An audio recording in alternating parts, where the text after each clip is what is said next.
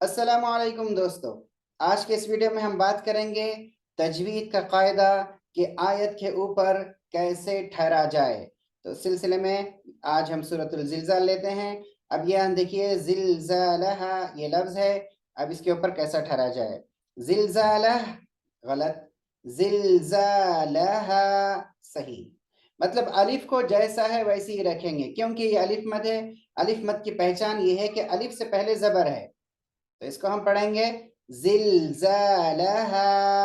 اب یہاں پر بھی دیکھیے اثقالہ کہنا غلط ہے، اثقالہا۔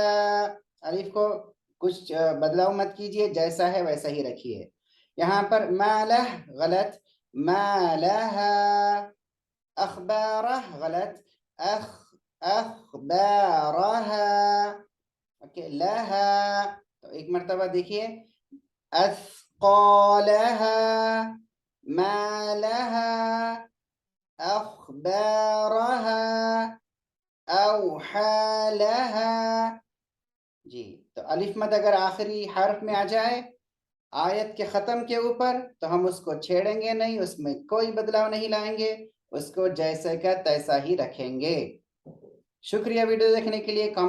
کمنٹ باکس میں اپنی رائے ضرور بتائیے۔ جزاک اللہ، السلام علیکم۔